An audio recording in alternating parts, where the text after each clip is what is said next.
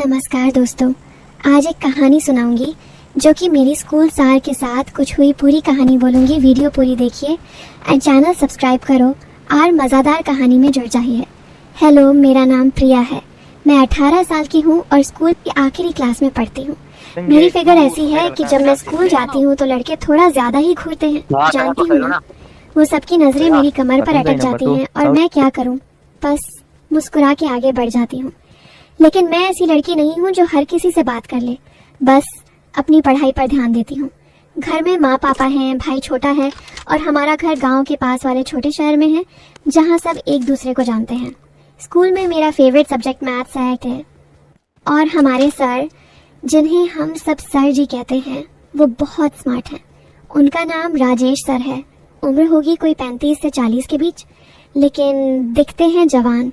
और उनकी मुस्कान ऐसी कि क्लास में सब लड़कियां थोड़ा शर्मा जाती हैं। मैं भी कभी कभी सोचती हूँ कि सर इतने अच्छे क्यों लगते हैं, लेकिन बस सोचती हूँ, कुछ नहीं। आज मैं तुम्हें अपनी एक कहानी सुनाती हूँ जो सर के साथ हुई, लेकिन ध्यान से सुनना क्योंकि ये कहानी थोड़ी अलग है। कभी लगेगा कुछ होने वाला है, कभी लगेगा बस दोस्ती है। चलो शुरू करते हैं। ये बात उस वक्त की है जब स्कूल में एग्जाम की तैयारी चल रही थी। मैं मैथ्स में थोड़ी कमजोर थी, मतलब समझ तो आती थी लेकिन प्रॉब्लम्स सॉल्व करने में टाइम लगता था। एक दिन क्लास के बाद सर ने मुझे रोक लिया। प्रिया, तुम्हारी कॉपी देखी, अच्छा कर रही हो लेकिन स्पीड बढ़ाओ, उन्होंने कहा। और उनकी आंखें मेरी तरफ ऐसी देख रही थीं जैसे कुछ और कहना चाहते हैं। मैंने मुस्कुरा के कहा, सर कोशिश कर रही हूँ लेकिन घर पर प्रैक्टिस नहीं हो पाती। सर ने थोड़ा सोचा और बोले, क्यों ना मैं तुम्हें एक्स्ट्रा हेल्प दूँ, मेरे घर पर आ जाओ शाम को, मैं तुम्हें सिखाता हूँ। मेरे मन में थोड़ा कुछ हुआ, मतलब सर के घर, लेकिन मैंने हाँ कह दी क्योंकि पढ़ाई के लिए तो ठीक है ना। घर जाकर माँ को बताया। माँ ने कहा, जा बेटी, सर अच्छे आदमी हैं, पड़ोस में ही तो रहते हैं। हाँ सर, हमारे घर से बस 2 गलियां दूर रहते थे। छोटा सा घर, पत्नी नहीं थी उनकी। सुना था शादी के बाद अलग हो गई, लेकिन डिटेल नहीं पता। शाम को मैं तैयार होकर गई। साड़ी नहीं, स्कूल यूनिफॉर्म भी पहनी थी, लेकिन ऊपर से एक दुपट्टा डाला। सर ने दरवाजा खोला, मुस्कुराए, आओ प्रिया, अंदर आओ। उनका घर साफ सुथरा था। लिविंग रूम में एक टेबल, किताबें रखी। हम बैठे। सर ने चाय बनाई, पी लो, थकान उतर जाएगी। चाय पीते हुए सर ने पूछा, तुम्हारी फैमिली कैसी है, पापा क्या करते हैं? मैंने बताया, पापा दुकान चलाते हैं, माँ घर संभालती। सर ने कहा, अच्छा, और तुम, कोई बॉयफ्रेंड? मैं शर्मा गई। नहीं सर, पढ़ाई पे फोकस है, करती से है। सर हंसे, स्मार्ट गर्ल, लेकिन कभी कभी लाइफ एंजॉय भी करो।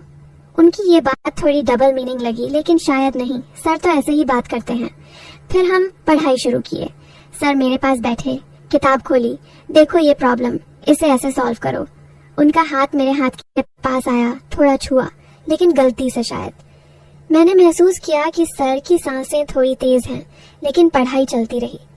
उस शाम हमने 2 घंटे पढ़ाई की और सर ने कहा, कल फिर आना अगर चाहो। मैंने हाँ कहा क्योंकि सच में मदद मिल रही थी। अगले दिन स्कूल में सर क्लास ले रहे थे और मेरी तरफ देख के मुस्कुराए जैसे कुछ सीक्रेट हो। क्लास के बाद लड़कियां मुझसे पूछी, प्रिया, सर तुम्हें स्पेशल ट्यूशन दे रहे हैं? मैंने हंस के कहा, हाँ, मैथ्स के लिए। लेकिन मन में सोचा, कहीं कुछ और तो नहीं। शाम को फिर गई। इस बार सर ने कहा, आज कुछ नया ट्राई करते हैं, मैं तुम्हें एक गेम सिखाता हूँ मैथ्स का। गेम? मैं उत्सुक हुई। सर ने टेबल पर कार्ड्स निकाले, लेकिन मैथ्स वाले नहीं, नॉर्मल प्लेइंग कार्ड्स। देखो, हर कार्ड पर नंबर है, हम इसे मैथ्स से कनेक्ट करेंगे। हम खेलने लगे। सर ने कहा, अगर तुम हारोगी तो मुझे एक सीक्रेट बताना। मैं हंसी। और अगर मैं जीतूं? सर बोले, तो मैं तुम्हें। उन्होंने रुका, तुम्हें एक गिफ्ट दूंगा। थोड़ा सस्पेंस लगा, लेकिन गेम शुरू हुआ। मैं हार गई पहली बार। सर ने पूछा, तुम्हारा कोई क्रश है? मैं शर्मा के बोली, नहीं सर। लेकिन सर की आंखों में चमक थी, जैसे और जानना चाहते हो। धीरे धीरे ये ट्यूशन रोज का हो गया। हर शाम मैं सर के घर जाती, पढ़ाई होती, लेकिन बीच बीच में बातें भी। सर बताते अपनी लाइफ के बारे में, कैसे वो अकेले रहते हैं। कभी कभी लगता है कोई साथ हो तो अच्छा होता। मैं कहती, सर आप इतने हैंडसम हैं, कोई मिल जाएगी। सर हंसते, तुम जैसी। मैं चुप हो जाती, लेकिन मन में कुछ चलता। एक दिन सर ने कहा, I'll kill you. प्रिया तुम्हारी स्किन कितनी सॉफ्ट है, देखो मेरी कितनी रफ। और उन्होंने अपना हाथ मेरे हाथ पर रखा कंपेयर करने के लिए। मैंने महसूस किया उनका स्पर्श थोड़ा लंबा रहा, लेकिन मैंने हाथ हटा लिया। सर पढ़ाई करो ना, सर ने माफ़ी मांगी। सॉरी, बस ऐसे ही। लेकिन उस रात घर आकर मैं सोचती रही, सर को क्या हो रहा है, या मैं ज़्यादा सोच रही हूँ। फिर एक शाम पढ़ाई के दौरान सर ने कहा, आज थोड़ा रिलैक्स करते हैं, मैं तुम्हें एक स्टोरी सुनाता हूँ। स्टोरी उनके कॉलेज टाइम की, कैसे वो एक लड़की से मिले थे। वो बहुत ब्यूटीफुल थी, जैसे तुम। मैंने पूछा, फिर क्या हुआ? सर बोले, कुछ नहीं, बस दोस्त बने। लेकिन कभी कभी सोचता हूँ क्या होता अगर उनकी बात अधूरी रही और मैंने महसूस किया कमरे में थोड़ा गर्मी है, जैसे कुछ होने वाला हो। लेकिन फिर सर ने किताब खोली, चलो पढ़ाई। मैं राहत की सांस ली, लेकिन मन में सस्पेंस बढ़ गया। अगले दिनों में सर ज्यादा क्लोज होते लगे। कभी मेरे बालों को छूते, कहते तुम्हारे बाल कितने सिल्की हैं, या मेरी कमर की तरफ देखते हुए कहते तुम फिट रहती हो ना। मैं हंस के टाल देती, लेकिन लगता था कुछ बिल्डअप हो रहा है। स्कूल में भी अब सर मुझे स्पेशल अटेंशन देते, क्लास में मेरी तरफ ज्यादा देखते और लड़कियां नोटिस करने लगी। एक दिन मेरी सहेली ने कहा, प्रिया सर तुम्हें लाइन मार रहे हैं क्या? मैंने ना कहा, लेकिन मन में डाउट था। शाम को सर के घर गई। आज सर ने कहा, आज की स्पेशल मैं तुम्हें मसाज सिखाता हूँ। पढ़ाई से थकान होती है ना। मसाज? मेरे मन में अलार्म बजा, लेकिन सर ने कहा, बस शोल्डर्स का रिलैक्स करने के लिए। मैं हिचकिचाई, लेकिन बैठ गई। सर मेरे पीछे आए, उनके हाथ मेरे कंधों पर धीरे धीरे दबाते। देखो ऐसे, उन्होंने कहा, लेकिन उनका स्पर्श थोड़ा नीचे सरक रहा था। मैंने कहा, सर बस हो गया। सर रुक गए। सॉरी अगर अनकंफर्टेबल लगा। लेकिन उनकी आंखों में वो लुक था जैसे और चाहते हों। उस रात मैं घर आई, सोचती रही क्या सर सच में। लेकिन अगले दिन फिर गई, क्योंकि एग्जाम करीब थे और पढ़ाई अच्छी हो रही थी। धीरे धीरे बातें और पर्सनल होने लगी। सर पूछते, प्रिया तुम्हारा बॉडी टाइप इतना परफेक्ट कैसे? एक्सरसाइज करती हो? मैं कहती, हाँ सर, घर पर वॉक करती हूँ। सर बोले, मैं भी ज्वाइन कर लूँ? मैं हंसी, लेकिन लगा डबल मीनिंग। एक शाम सर ने कहा, आज लाइट पढ़ाई, हम बातें करते हैं। बताओ तुम्हें लड़कों में क्या पसंद? मैंने कहा, सच जैसे आप। सर की आंखें चमकी। सच?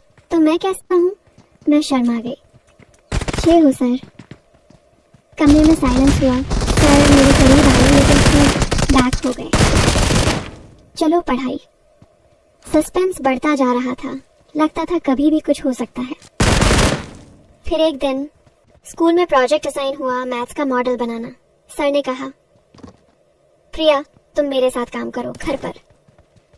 मैं सहमत हुई। शाम को गई, सर ने मटेरियल निकाला, हम बनाने लगे। दौरान में सर का हाथ मेरे घुटने पर छुआ। सॉरी, लेकिन लगा इंटेंशनल। मैंने इग्नोर किया। मॉडल बनाते बनाते रात हो गई। सर ने कहा, रह जाओ, डिनर कर लो। मैंने मना किया, लेकिन सर ने इंसिस्ट किया। डिनर बनाया उन्होंने, सिंपल दाल चावल। लेकिन बातें करते हुए सर बोले, प्रिया तुम मेरी लाइफ में आई हो तो अच्छा लगता है। मैंने कहा, सर आप मेरे टीचर हो। सर बोले, और क्या? मैं चुप। डिनर के बाद मैं घर आई, लेकिन मन में तूफान था। अगले हफ्ते ट्यूशन जारी रहा। सर अब ज्यादा बोल्ड होते लगे। कभी मेरी थाई पर हाथ रखते, कहते रिलैक्स, लेकिन हाथ मैं हटा देती। एक शाम सर ने कहा, प्रिया मैं तुम्हें एक गिफ्ट देना चाहता हूँ। गिफ्ट एक नेकलेस था, पहनो। मैंने पहना। सर ने मेरे गले में लगाया। उनका चेहरा मेरे इतना करीब कि सांसें मिल रही थी। कैसा लग रहा? सर ने पूछा। मैंने कहा, अच्छा सर। लेकिन लगा अब कुछ होगा। लेकिन सर पीछे हटे। अब पढ़ाई। सस्पेंस पीक पर था। फिर एग्जाम आए। मैंने अच्छा किया सर की वजह से। एग्जाम के बाद सर ने कहा, सेलिब्रेट करते हैं मेरे घर पर। मैं गई। सर ने केक काटा, लेकिन अकेले में।